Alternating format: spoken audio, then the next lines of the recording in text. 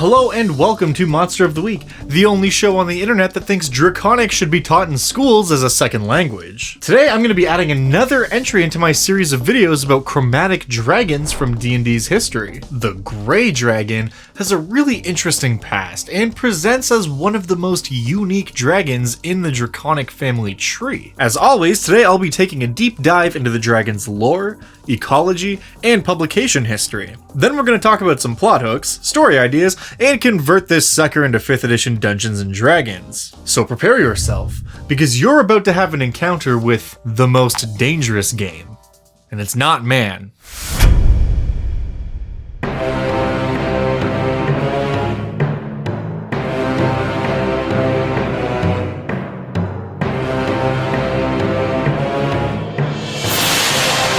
Grey dragons go by several different names, and the history of their etymology is highly indicative of D&D's history as a game. In other words, it's a chaotic mess. Their first appearance was in issue 134 of Dragon magazine, where they were called fang dragons. Created by Canadian fantasy author Ed Greenwood, best known in the D&D world for writing the Forgotten Realms campaign setting, the fang dragon was a total shakeup to what most people expect from the giant winged lizards. Because when most people think of dragons, often the first thing they think of is the dragon's breath weapon. But fang dragons don't have a breath weapon.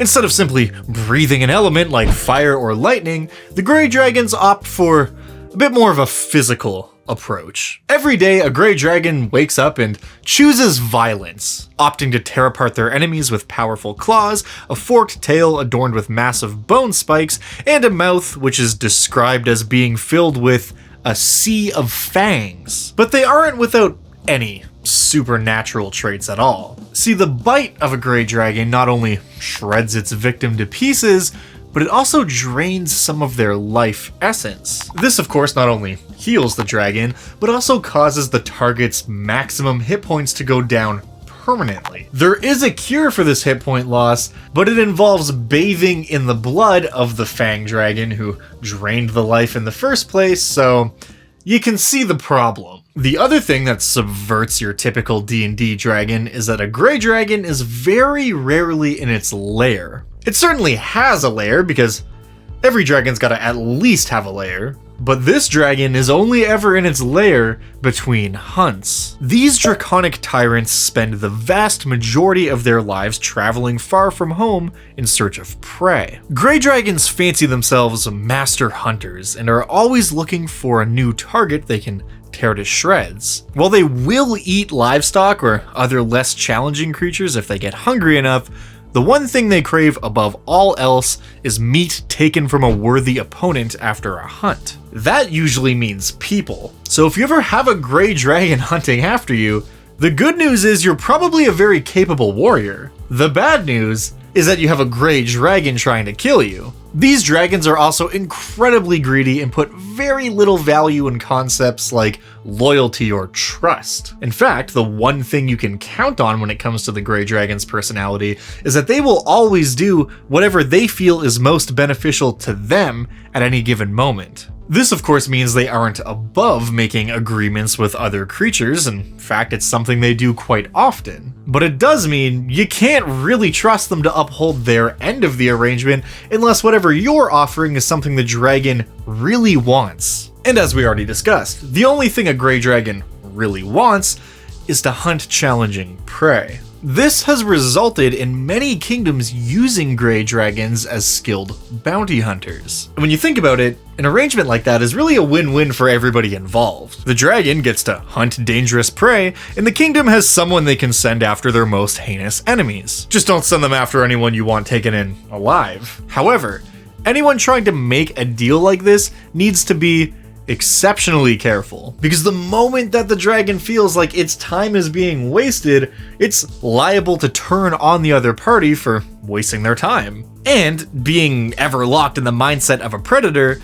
sometimes they like to just act erratically because they know being unpredictable makes them a harder target. To put it simply, when it comes to Grey Dragons, you kinda just need to fuck around and find out. Now, as I mentioned, the actual history of Grey Dragons is somewhat of a gray area.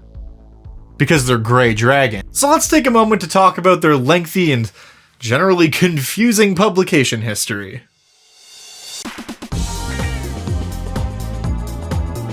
So as we already know, their first appearance was in Dragon magazine under the moniker of Fang dragons. But this was only the beginning, as they would be reprinted in 2nd edition D&D, once again, as Fang dragons with nearly identical lore and ecology information. They would also make a brief appearance in the Faiths and Avatar sourcebook for AD&D. This book was all about gods and other supernatural beings, and the Fang dragon was said to be one of the forms often taken by Malar, the god of savagery and the hunt. I feel like the reasoning behind this should be pretty obvious. They also pop up in the Myth Draenor campaign setting book by Ed Greenwood, which of course is part of the Forgotten Realms. Fun fact, this book was edited by our pal Newton Ewell. That's not really related to anything else in this video, but just a little interesting piece of information. Anytime I see that guy's name pop up in my research ever since I did the Spirit Warrior video, I just hear the Aura Battler Dunbine theme playing in my head.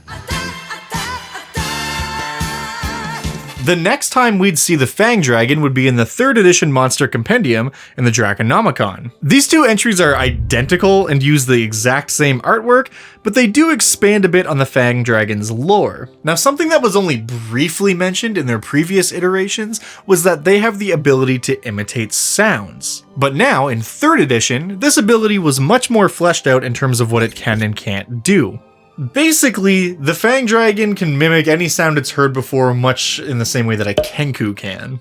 This ability is not only potentially very creepy, but it's also extremely useful for luring people into traps. It is kind of a wild ability for a dragon to have, but in my opinion that just makes it even more interesting. Something else we get in the 3rd edition entry is a bit of insight into this creature's origin. According to 3rd edition, Fang Dragons originally appeared in the ruins of Myth Draenor, which lines up with some of the lore we already had from 2nd edition. For those not aware, Myth Draenor is absolutely infested with demons, so this led many sages to speculate the Fang Dragons were somehow connected with the Abyss. Things are left somewhat vague, but the idea here is that Fang Dragons used to be black dragons that were corrupted by demonic influence and sort of evolved into their own thing. So far, this has pretty much been the standard progression of a D&D monster through the editions. We saw the original concept in 1st edition, and as time went on, the core concept remained the same, but with new information added into the mix along with the updated stats. However,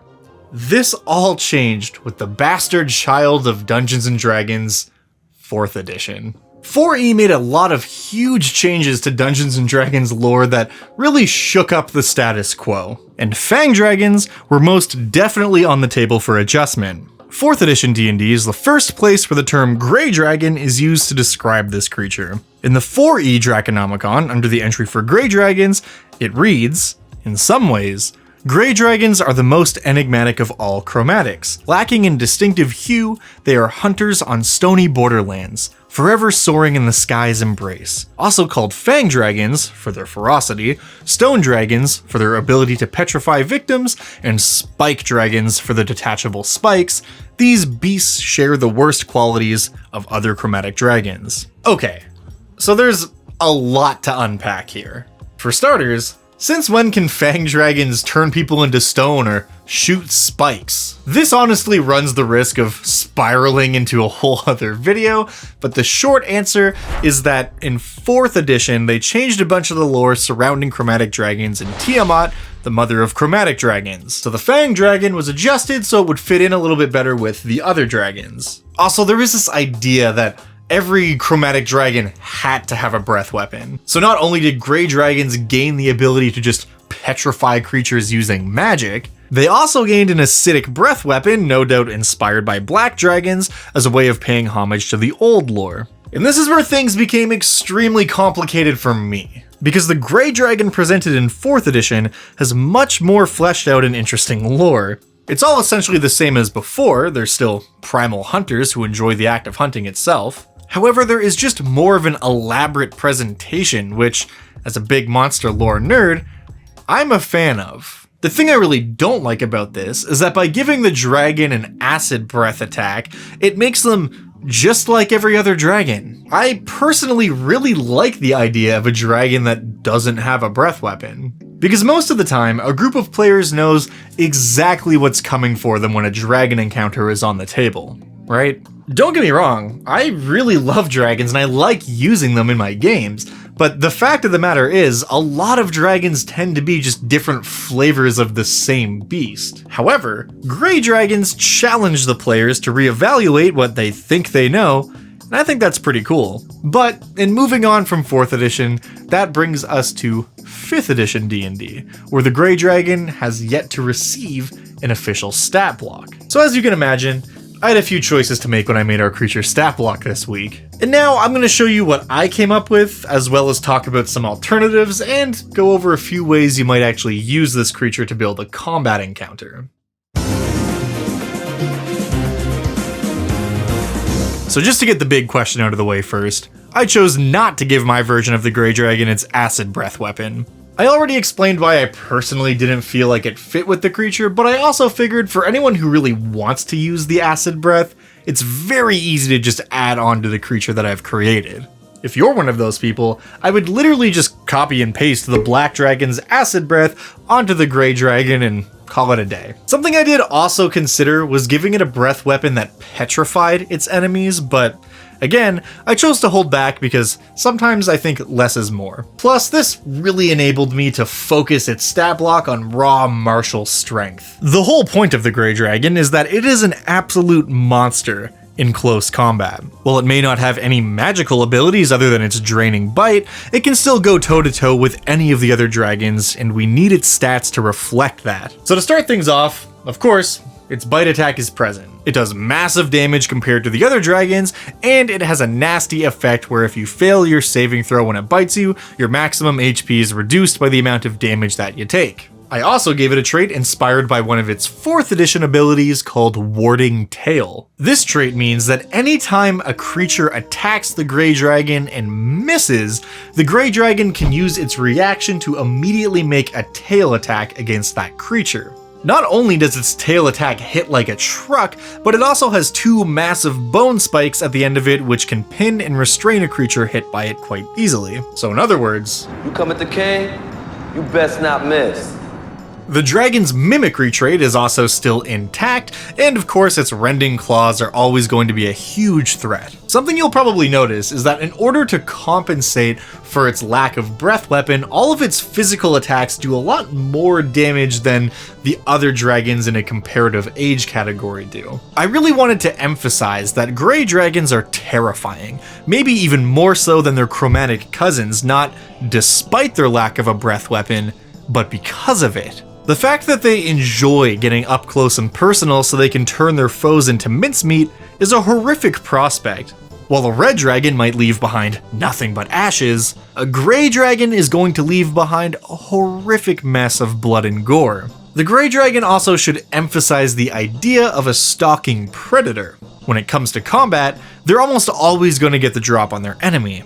They enjoy the act of the hunt so much, it's almost like a game to them. In fact, let me rephrase that. It's exactly like a game to them. Sure, they could swoop in and probably kill most of their targets right away, but they enjoy watching the target, sometimes for days on end, stalking until they find the perfect opportunity to strike. Is the Grey Dragon going to swoop in the middle of the night? Or maybe it will wait until the target is engaged with another enemy and then dive bomb in from the clouds above. Whatever the case, it's very likely that the Grey Dragon is going to be the aggressor in the situation. And if anyone wants to even try to ambush them, they're going to have to be exceedingly clever.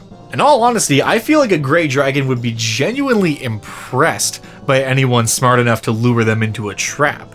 And if they encounter a situation where their death is actually likely, not only will they be impressed, but they're gonna probably strike a deal, or at least try to. The Grey Dragon is certainly not too prideful to barter for its life. To them, it's all just part of the game.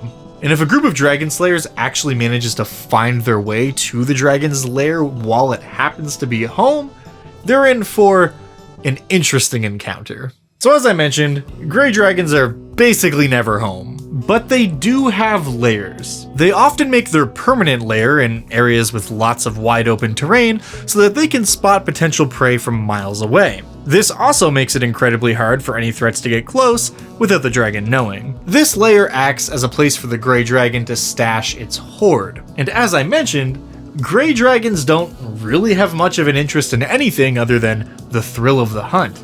So what could they possibly be hoarding? The answer is a bunch of useless junk. Literally, their hoard can and will consist of a ton of seemingly random objects. Some might be valuable or enchanted with magic, and others are likely to be completely unimpressive. But to the dragon, every single one is priceless. After each and every hunt, the gray dragon takes a memento, an object of some kind that it can keep in its lair as a reminder of its victory. So what might seem like a random object to most, to the dragon, is a trophy hard won in battle. Now, of course, sometimes these trinkets are bound to be something useful, but unless you're planning to steal from its hoard, good luck convincing the dragon to part with any of its treasures. They're not just precious for their value, but also for the memory attached to them. It's not often we see sentimentality in a creature like a gray dragon, but they definitely want to keep all of their little mementos. This can also make exploring a gray dragon's lair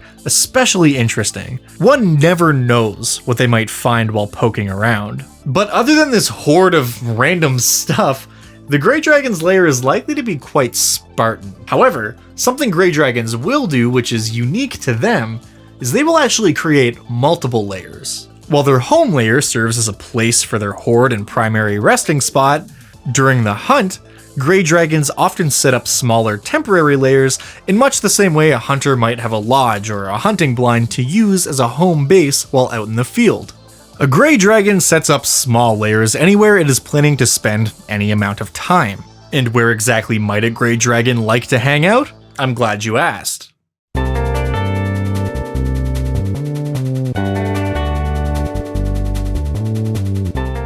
Gray dragons are fascinating because they can easily fit into both the role of an antagonist or ally. Personally, I think they fit perfectly into the bounty hunter character archetype. They're not really out for a cause or to achieve any long-term goal, they just enjoy the thrill of the hunt and getting paid. And for them, the payment is often the opportunity to work itself. So if your D&D party is on the bad side of a powerful villain, maybe that villainous character contracts the services of a gray dragon to hunt and kill them.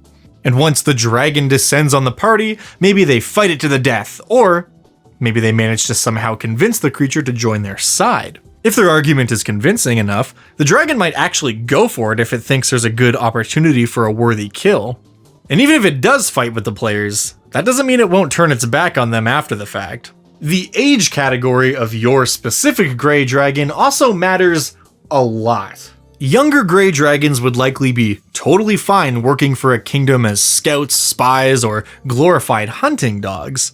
According to the 4th edition lore, they wouldn't even see such things as service but as an enjoyable pastime. Conversely, an ancient gray dragon likely isn't going to be cutting deals with anyone for just any opportunity to kill. In this instance, we're talking about a creature who has lived and thrived as a bounty hunter for literally thousands of years. By this point in the creature's life, there are very few things that can actually pose a proper challenge to it. As they say, beware an old man in a profession where men usually die young. This is bound to be not only an incredibly dangerous creature, but also a very cunning one. Perhaps that's the focus of your campaign. Whoever the villain of the day is has concocted a scheme to summon an immensely powerful demon or something. Hell, maybe it's even the Tarrasque, something the players would have a snowball's chance in hell at beating in combat. So instead of fighting it head on, they seek out a legendary ancient gray dragon in the hope that they can rise him back into action for one final hunt. The actual campaign is going to be all about finding the mythical dragon's lair, actually getting there, and then convincing the ancient worm to kill this other threat. And if that's not your thing, I also really like the idea of a party competing with a gray dragon to achieve a bounty and then get the reward. Maybe there's a bounty out on a powerful criminal that the party wants to turn in. So they set out with the hopes of bringing this villain in alive to get a fat sack of gold. But there's also a gray dragon who doesn't really care about the reward, and they just herded dangerous criminals on the loose, so they're out to kill the target. Not only does the party have to find a way to capture our bad guy, but then they have to keep him safe from the gray dragon that wants to fight him. Also, just while we're here, I want to take a second to address something related to my previous chromatic dragon videos. Many of the other variant chromatic dragons are based on the combination of two other colors. For example, the purple dragon has traits from both red and blue dragons, and its breath weapon is hot plasma, which is sort of a combination of fire and lightning. So, if we apply the same logic from other chromatic dragons to the gray dragon, it would be a combination of black and white dragons, which I think actually works perfectly if this is the version of the lore you want to go with. White dragons are known to be the most bestial of the chromatic dragons, and they actively enjoy hunting. And black dragons are known to be the most cruel of the chromatic dragons, so when you roll these two together, an exceptionally cruel hunter sort of fits the bill perfectly. Also, white dragons are known to hoard trophies in the form of frozen creatures. They like to use their frost breath to freeze their enemies solid and then keep them in their lair like ice statues. And the black dragon likes to hoard artifacts from civilizations they have brought to ruin. So again, these two ideas combining might result in something like the gray dragon's penchant for taking mementos. While there isn't an explicit mention of the draconic color theory anywhere throughout the gray or fang dragon's lore, I just couldn't help but notice this while I was doing my research, and I thought it was pretty cool. But however you choose to use this monster, as always, linked in the description down below, there is a 5th edition conversion document in the form of a Google document link that will give you everything you need to be able to run this creature successfully at your gaming table. And if you are one of my lovely patrons, of course, on the Patreon page, you will find the full multi-page high-res PDF version of the stat block, which has all the same information in it, but it's a little bit fancier, gives you a cool thing to stick in your DM folder, and helps support the channel and the content that I'm trying to make here. And speaking of patrons, that reminds me, it is time for Patron of the Week!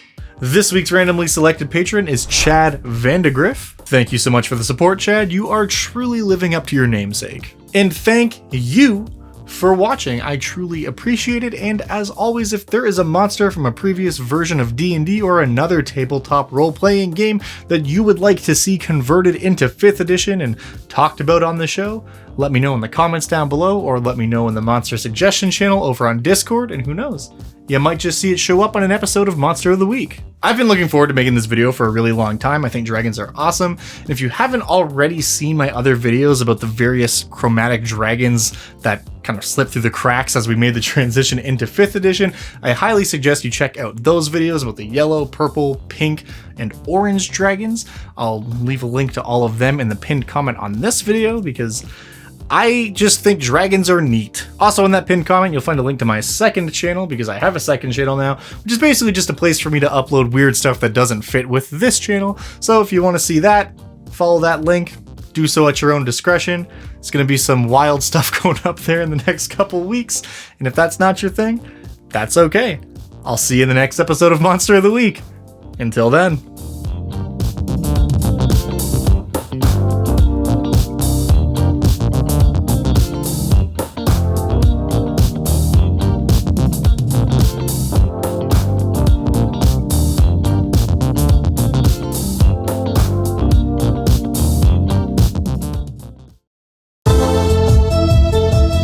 It's a very special episode dedicated to the 13th level cleric St. Paddy himself. Dungeon Dad takes a journey to the Feywild to meet the green-clad wee folk of the forest for the first time in 5th edition history. Wait, leprechauns aren't already in 5th edition? Actually, they're like the most well-known fey creatures ever. Next episode, leprechauns. Tune in next time for lots more fan service.